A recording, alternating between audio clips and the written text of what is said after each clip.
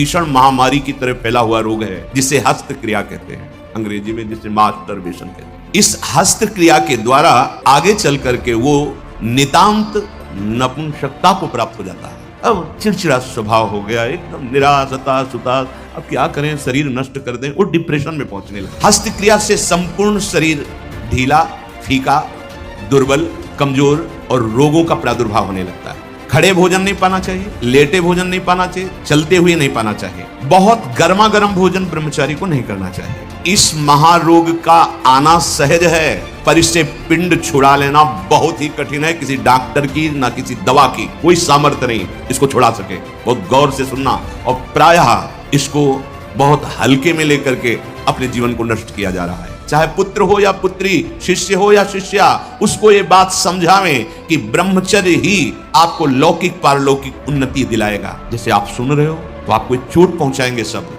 या आपको उठाने की कोशिश करेंगे। अगर आपने पकड़ लिया शब्द का सारा तो उठ जाओगे, कोई औषधि नहीं बचा सकती, आप स्वयं बच सकते हो। आप में अभी भगवान ने सामर्थ्य दी। एक भीषण महामारी की तरह फैला हुआ रोग है जिसे हस्त क्रिया कहते हैं, अंग्रेजी में जिसे मास्टरबेशन कहते हैं। इससे बालकों से लेकर के बड़े तक का यह संहार कर रहा है महामारी। कौन सी महामारी? यह हस्त मैथुन, यह हस्त क्रिया। इससे बढ़कर नाशकारी कोई रोग नहीं है। बहुत ध्यान देने योग्य बातें हैं। आज शर्माया जाता है बातें अपने बच्चों से पूछने में, या अपने शिष्यों को उपदेश देने का यही समय नहीं है। उपासना की नींव तो मजबूत होनी चाहिए, तब तो उपासना का महल खड़ा है। कैसी बातें कर, क्रियाएं कर रहे हो, तुम्हें शर्म नहीं आ रही, गंदे आचरणों में उतर रहे हो, शर्म नहीं आ रही, और उनका निवारण कैसे होना है इस बात के सुनने और बोलने में तुम्हें शर्म आ रही है। कैसी मूर्खता छा रही है। ये कराल काल के पंजे में फंसा करके जीवित रहने पर भी मुर्दे के समान कर देता है। ये बड़ा दुर्भाग्य हो रहा है कि आज हमारी समाज इससे पीड़ित होती चली जा रही है। हितधाम में सायंकाल के समय कुछ समय चर्चा होती थी, तो जो पुराने हैं उनको याद होगा, 70-75 वर्ष के उन्होंने माइक में कहा था कि पूर्व बचपन की अभ्यास आज तक नहीं छूट पा रही, मुझे बचा लो। बड़ा आश्चर्य हुआ था कि इतना समय जब इस ब्रह्मचर्य के विषय में चर्चा हुई, उन्होंने सुना तो वो चूंकि कहीं ना कहीं पवित्रता हृदय में थी, तो बोल पड़े माइक में खड़े होके, इतनी आयु है पर मैं ऐसी गलती आज भी करता हूं, अब मुझे बचा लो। इस महारोग का आना सहज है, पर इससे पिंड छुड़ा लेना बहुत ही कठिन है। किसी डॉक्टर की ना किसी दवा की कोई सामर्थ्य नहीं इसको छुड़ा सके। बहुत गौर से सुनना, और प्रायः इसको बहुत हल्के में लेकर के अपने जीवन को नष्ट किया जा रहा है। यह सबसे बड़ी क्रूरता अपने साथ तुम कर रहे हो यदि हस्त क्रिया के द्वारा अपनी जीवनी शक्ति को नष्ट कर रहे हो। आपकी नस नाड़ियों से जीवनी शक्ति निचुड़ रही है, यह तुम्हारा नाश कर देगी।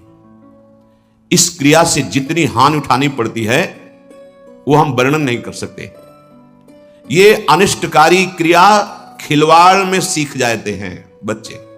एक 13 वर्ष का बच्चा, कुछ चिन्ह होते हैं जो पहले से गुरुजनों की कृपा साधन करने पर परिचय में आ जाते हैं कि ये स्त्री सहवास से वीरपात हुआ है या हस्त मैथुन से हुआ है। देखा, पहले तो मना किया नहीं, फिर जब और जोर दिया कि भाई इसमें तुम्हें लाभ मिल जाएगा अगर आप स्वीकार करो। हाँ, दिन में 3-3, 4-4 बार बच्चों का काम खिलवाड़, उनको खिलवाड़ लग रहा है। ऐसा लग रहा है कि बहुत अच्छा मार्ग मिल गया जिससे हम सुखी हो जाएंगे।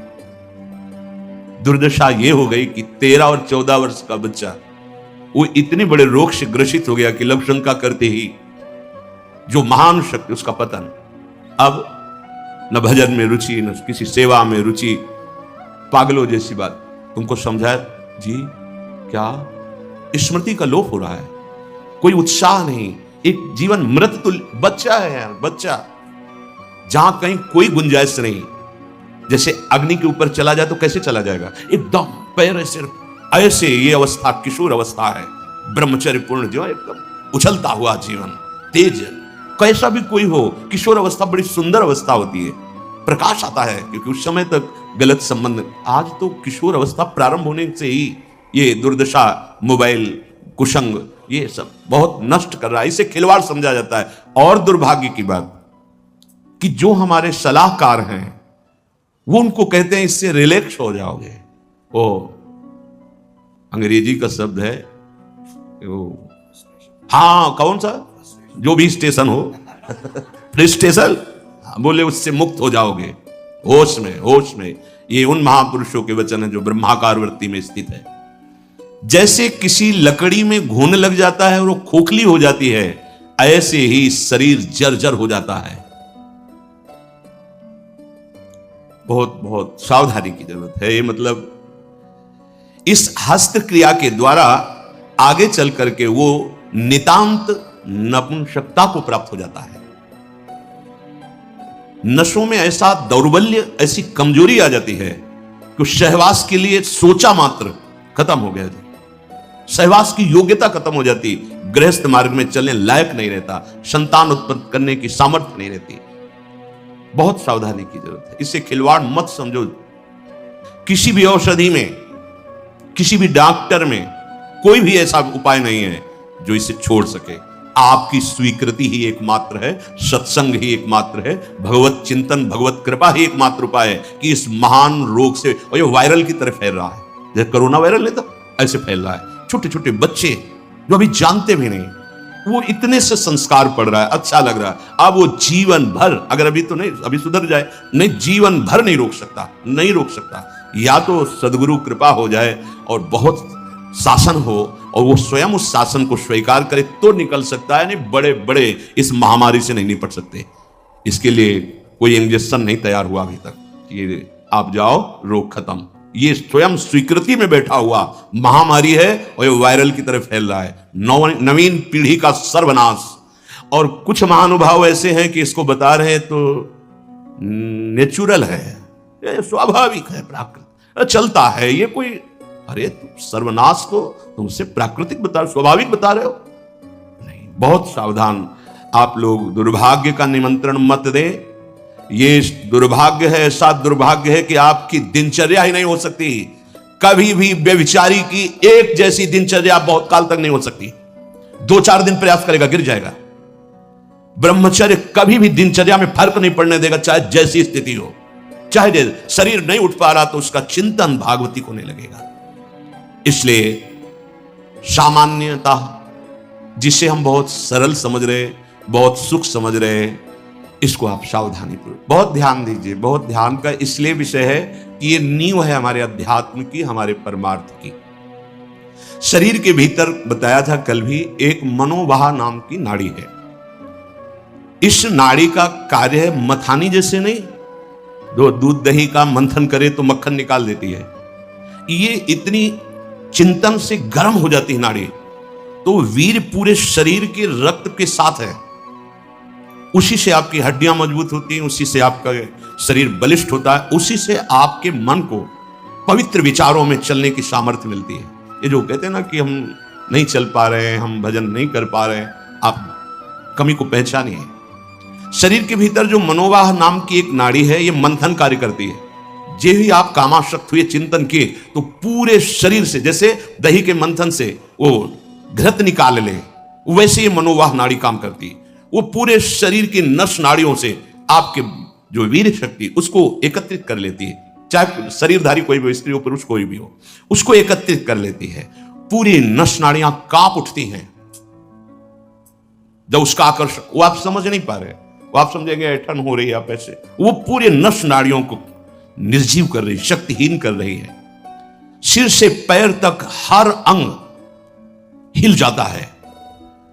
शरीर का मंथन करके वो एकत्रित करके बाहर कर देगी। अब क्रिया करो या ना करो, दौर्बल्य, प्रमेह, स्वप्न दोष, ये निश्चित उसके शरीर में प्रकट हो जाते हैं।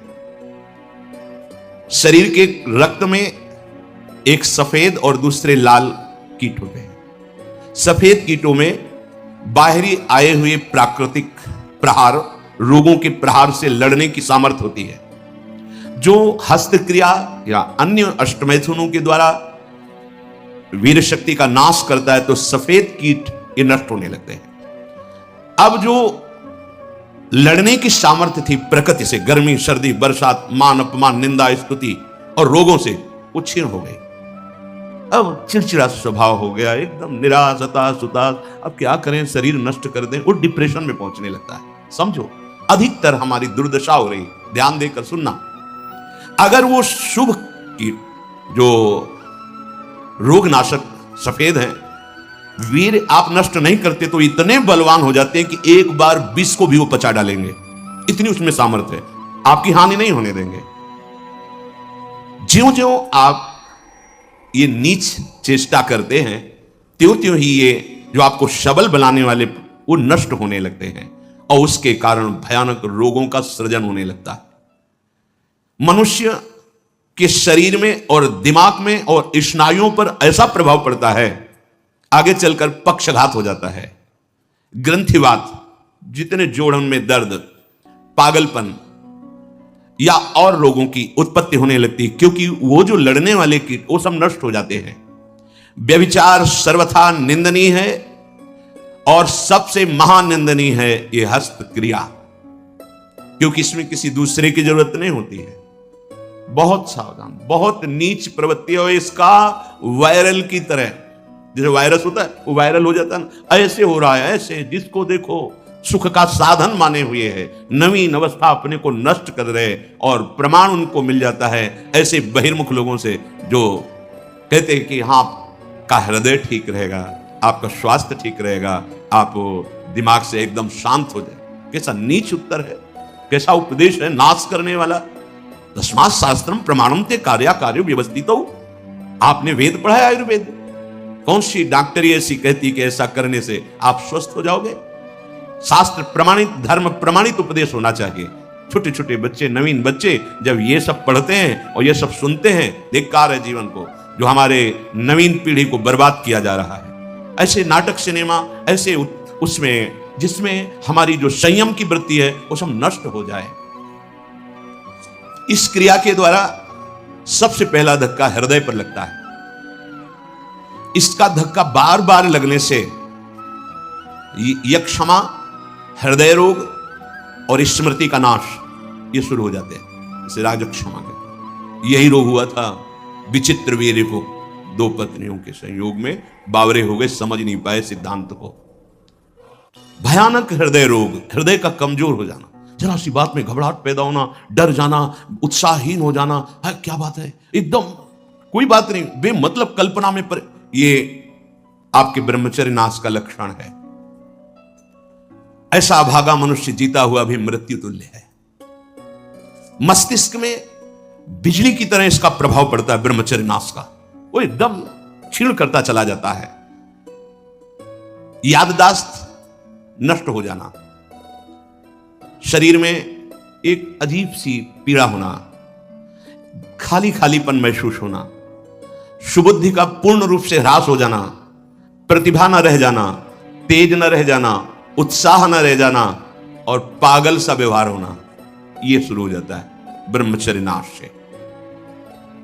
मस्तिष्क कमजोर होते ही आंखों की ज्योति लड़खड़ा जाती है।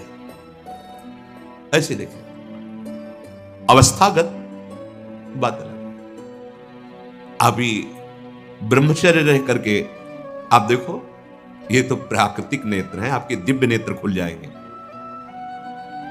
कान में सुनने की शक्ति, दांत के मसूड़ों का फूल करके दांतों को जो रोकने की शक्ति, शरीर की शक्ति, ये सब नष्ट हो जाती है, क्योंकि ब्रह्मचर्य सबका आधार है। बहुत जल्दी बाल झड़ना, बाल पकना, जैसे राजा के नष्ट होने पर संपूर्ण सेना बंदी बना ली जाती है, ऐसे ही शरीर का राजा है ब्रह्मचर्य वीर। इसके नष्ट होने पर हर इंद्रिय, हर नस नाड़ी पराजित हो जाती है। आंख, नाक, कान, जिह्वा, वाणी, पैर, त्वचा, आंतें और इंद्रियां, ये सब असमर्थ होने लगती है। पाचन शक्ति पर बहुत बुरा प्रभाव पड़ता है। अब ये नाश नहीं तो और क्या, जीते जी नाश है। हस्त क्रिया से संपूर्ण शरीर ढीला, फीका, दुर्बल, कमजोर और रोगों का प्रादुर्भाव होने लगता है। मुख की कांति हीनता बढ़ती चली जाती है। मुख प्रसन्न तन तेज विराजा, कीन से रामचंद्र कर काजा। या चेहरा देखो, वैसा लगता है जैसे सब उड़ गया, कुछ नहीं रह गया, बस केवल सजावट सजावट रह गई है। पवित्रता, जितेंद्रियता, बल, अध्यात्म चिंतन कुछ नहीं, शून्य। बस वही वर्तमान भोगों का चिंतन, कैसे भोगूं, भोगे हुए भोगों का चिंतन। बस आप देख लो अपने हृदय में झांक करके। संपूर्ण जीवन विषयानंद में फंस जाता है। इंद्रिय दुर्बलता के कारण अगर वो गृहस्थ में भी गया तो वो गृहस्थ में भी अपने धर्म का पालन नहीं कर पाता, क्योंकि उसकी जो शक्ति है वो नष्ट हो चुकी है। संतति सुख से भी हाथ धो बैठता है, फिर जो उसको जलन और शोक होती है, क्योंकि वो जो कर्तव्य करना चाहिए गृहस्थ का वो नहीं कर, उसकी सामर्थ्य नहीं रह गई। अब वो अपनी बात तो बता नहीं सकता किसी से। अब जो अंदर जलन हो रही उसका निराकरण कहीं नहीं। सावधान हो जाइए, ना वैरागी और ना गृहस्थ कुछ नहीं रह पाओगे यदि ये गंदी बातें आप नहीं त्याग पाए। बोलो ऐसे आदमी की सुख की आशा क्या, और अंत में इसका परिणाम महापाप नरक मिलता है। ऐसा थोड़ी है कि आप सोचो मेरा शरीर मैं जो चाहूं कर लूं। नहीं नहीं, आपको दिया गया ये भागवतिक है, आपको प्रभु की तरफ से मिला है। जैसे आपका शरीर है और भी रिपोर्ट कर दी जाए कि आप अपने शरीर को नष्ट करना चाहते, आपको दंड मिलेगा इस बात का। आप शरीर का सदमार्ग में प्रयोग कीजिए, आप इसका असत मार्ग में आप इसको नष्ट करने का अधिकार नहीं रखते। यहां भी तो फिर भागवतिक विधान में तुम्हारा इतना अधिकार कहां कि तुम इसे मनमानी नष्ट कर दो। दुर्बल चित्त हो जाता है, संयम बिल्कुल नहीं रहता। जब कभी उसको इसका दोष अनुभव में आता है सुनने में, तो प्रतिज्ञा करता है, पर ऐसी हजारों प्रतिज्ञाएं वो रोज करता है, रोज तोड़ता है। क्यों? क्योंकि वो बल ही नहीं रह गया है।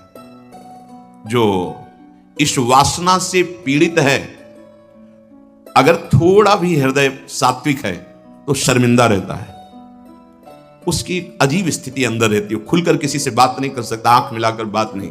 और जो मलिन हृदय का होता है वो इतना अकड़ करके इतना राक्षसी प्रवृत्ति का हो जाता है, बिल्कुल ढीठ।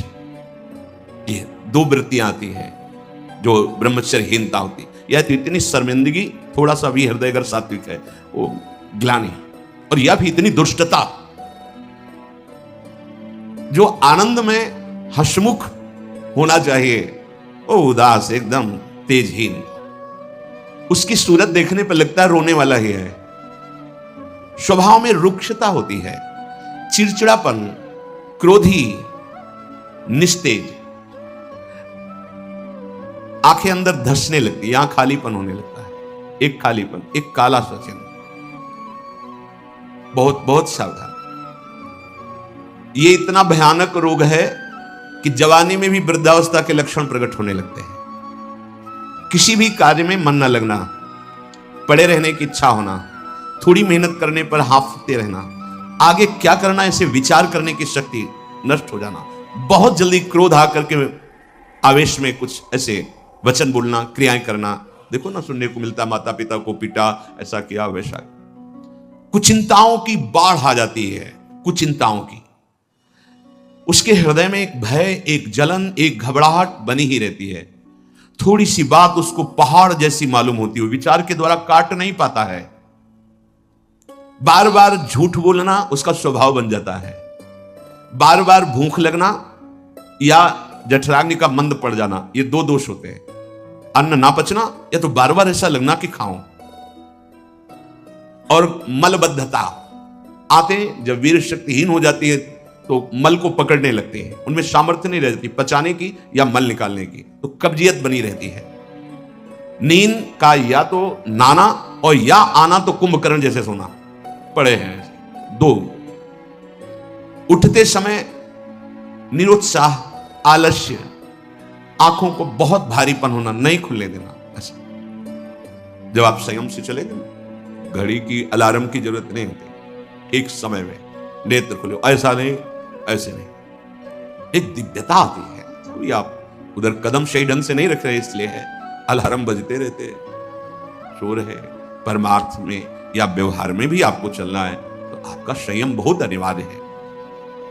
अब बच्चे कहते हैं हमारी स्मृति काम नहीं करती है, पढ़ाई में मन नहीं लगता है। ऐसा क्यों नहीं लगता? आप देखो अपने आचरणों को, देखो पढ़ाई, ये तो इतने टेबलेट, इतना सब, एक बार बोल दीजिए, कभी भी जीवन में पूछ लीजिएगा, उसे दोबारा पढ़ने के सुनने की आवश्यकता नहीं। एक बार अगर हम नहीं सुनना चाहते तो आप हल्ला मचाते रहो, बाद में पूछो तो ना हमने वर्तमान में सुना ना बाद में उसकी स्मृति रहेगी। जहां स्मृति लगी वहीं लगी है। रात्रि में जो स्वप्न दोष होता है, इन्हीं गलतियों का परिणाम होता है। यदि आप ऐसी कोई गलती ना करें तो कल चर्चा में बताया था, स्वाभाविक कभी हो, वो उफान जैसा, वो जो संतानोत्पत्ति वाला, वो नहीं। जो हस्त क्रिया से युक्त हो गया है वो अनुभव करे, लघु शंका के पहले या बाद में देखना, जो जीवनी शक्ति है वो आपको ह्रास होती दिखाई देगी, बूंद बूंद निकलते दिखाई देगी, कितना सर्वनाश कर रहे हो। बाद में तुम सोचो हम ये विटामिन खा लेंगे, वो खा लेंगे, कुछ चलें, उसकी पूर्ति नहीं हो सकती, उसकी पूर्ति नहीं हो सकती। आगे इसमें आता है, ये जो आयुर्वेदिक औषधियां दी जाती हैं ये बलिष्ठ होती हैं, और ये चूंकि आपकी प्रवृत्ति गलत है, वो बलिष्ठ होकर आपको और कामोत्तेजना प्रदान करेंगी, तुम रोक कैसे पाओगे? संयम नहीं। इसीलिए कोई औषधि नहीं है, आप स्वयं औषधि हैं उसके। आपका दृढ़ निश्चय और कुछ व्यायाम, प्राणायाम, आहार शुद्धि और नाम जप, इससे आप शासन में ला सकते हैं। इस बात को कौन अपने बच्चों को बैठाल कर समझा रहा है? अगर वो नहीं है तो सावधान हो जाएंगे कि अगर कोई ऐसी बात बताता है तो माता पिता ने मुझे पहले सिखा रखा है कि ये बहुत नाशकारी क्रिया है, कभी ऐसा नहीं करना। आप बताते क्योंकि आपको फुर्सत कहां है, आप अपने मनोरंजन में मस्त है, आपको यही लगता है खिलाना पिलाना ही केवल बच्चों का प्यार दुलार है। नहीं, कभी बैठा लिए, उनकी दिनचर्या देखिए, आप उनसे पहले इस महान दुर्गुणों का आगाह कीजिए कि ऐसी ऐसी बातें आगे कोई तुम्हें सिखा सकता है या तुम्हें है तो नहीं, जानकारी करनी चाहिए। अगर कभी ऐसा हो तो ऐसा मत करना। जो नवयुवक हैं, हाथ पैरों के जोड़ों में दर्द मालूम दे रहा है, शिथिलता हो रही, दिमाग में एक सनसनी बनी रहती है, आपको ये अश्लील चित्र देखना अच्छा लगता है, गंदी बातें करना अच्छा लगता है, ये सब उसी हस्त क्रिया का परिणाम है। जिनको बार बार एक स्वाभाविक लघु शंका लगती, एक बार बार ये आपका लक्षण है कि आपने ब्रह्मचर्य का नाश बहुत अच्छे से किया है। कोई भी हो, गृहस्थ हो, विरक्त हो, कोई भी हो, हाथ पैर में कंपन होना, चेहरे पे मुहासे उभर आना, एकदम उठ के खड़े हुए अंधकार सा छा जाना, स्मरण शक्ति का लोप हो जाना, चित्त का अत्यंत चंचल रहना, दुर्बलता, प्रतिज्ञा पूरी ना करना, कोई भी कार्य पूरा ना करना, दिमाग में हर समय गुस्सा गर्मी छाना, नेत्रों में जलन होना, क्षण में गुस्सा क्षण में शांत, माथा, कमर, मेरुदंड, छाती, इनमें दर्द होना। ये बिल्कुल ध्यान से सुन लीजिए। रीढ़ की हड्डी झुकाकर बैठने में आराम महसूस करना, ये सब उसी ब्रह्मचर्य नाश के लक्षण है। ब्रह्मचर्य आपको ऐसे बैठने ही नहीं देगा। तो देखो जरा सी एकाग्रता का आएगा तो बिल्कुल सावधान। अरे महान शक्ति है। मुख से दुर्गंध और शरीर से दुर्गंध आने लगती है जो अपनी इस ब्रह्मचर्य शक्ति का नाश करता है, दुर्गंध युक्त शरीर हो जाता है।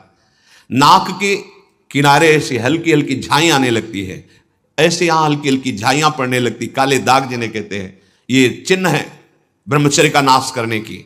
आवाज में कोमलता नष्ट हो जाती है, रुक्षता आ जाती है, स्वभाव में अप्रिय स्वभाव बन जाता है। कोई भी तुम्हारे पास बैठना नहीं चाहेगा, वही बैठेगा जो तुम्हारे लक्षणों से युक्त होगा। किसी भी मार्ग में उसको कामयाबी प्राप्त करने का उत्साह नहीं रह जाता। कर एक नवयुवक भाई कह रहे थे कि अगर वचन सुनने को ना मिलते तो हमने तो ठान ही लिया था कि अब अपने शरीर को पूरा कर देंगे। बचा लिया आपने हमारे जीवन। ओ बड़े भाव से गदगद होकर कह रहे थे, ये जैसे आप सुन रहे हो तो आपको चोट पहुंचाएंगे शब्द, ये आपको उठाने की कोशिश करेंगे। अगर आपने पकड़ लिया शब्द का सारा तो उठ जाओगे, कोई औषधि नहीं बचा सकती। आप स्वयं बच सकते हो, आप में अभी भगवान ने सामर्थ्य दी है, अभी बच सकते हो। अगर आपने अभी अपने को नहीं संभाला, सोचो जरा, आप इतनी कीमती महान वस्तु को खिलवाड़ में नष्ट कर रहे हो। क्या चाहते हो? क्या चाहते हो? गृहस्थ में संतानोत्पत्ति के लिए आदेश है, व्यभिचार के लिए थोड़ी आदेश है। प्रत्येक माता पिता गुरु बड़े जनों को ये कर्तव्य का पालन करवाने के लिए चाहिए कि उनको अपने पास बैठा ले, चाहे पुत्र हो या पुत्री, शिष्य हो या शिष्या, उसको ये बात समझावें कि ब्रह्मचर्य ही आपको लौकिक पारलौकिक उन्नति दिलाएगा। इसमें लज्जा संकोच करना बिल्कुल मूढ़ता होगी कि हम अपने बच्चों से ऐसी बात क्यों करें, या ये समझना कि मैं ऐसा बोलूंगा तो कहीं कोई ऐसा ना सोचे। मान लो गुरु है, उपदेश कर रहा, कहीं ये ना सोच बैठे कि लोग क्या कहेंगे कि रामकृष्ण हरि की चर्चा छोड़ करके क्या चर्चा कर रहे हैं। शरीरम व्याधि मंदिरम ये तभी बनता है जब आप ब्रह्मचर्य का नाश करते हैं। अतः माता पिता से, गुरुजनों से सबसे प्रार्थना है कि संकोच लज्जा छोड़कर अपने प्रियजनों को पास बैठाल कर, चाहे बच्चा हो या बच्ची हो, संयम की शिक्षा जरूर बतावें कि कैसे हम अपने जीवन को, भविष्य को, आप क्या समझते हो, अच्छे अच्छे पदार्थ पवा दिए, खूब पैसा लगा करके उनकी सुविधाएं दे दिए, लेकिन वो जो आचरणहीन हो रहे हैं, जो जीवनी शक्ति का नाश कर रहे हैं, किस उन्नति में जाएंगे? जब अंदर ब्रह्मचर्यहीनता आती है तब नशा करने की इच्छा होती है, क्योंकि वो विक्षिप्तता सही नहीं जाती है। वो गांजा, चरस, ड्रग्स, ये वो, अब उस नशे की उत्तेजना में और नष्ट होता चला जाता है, नष्ट होता चला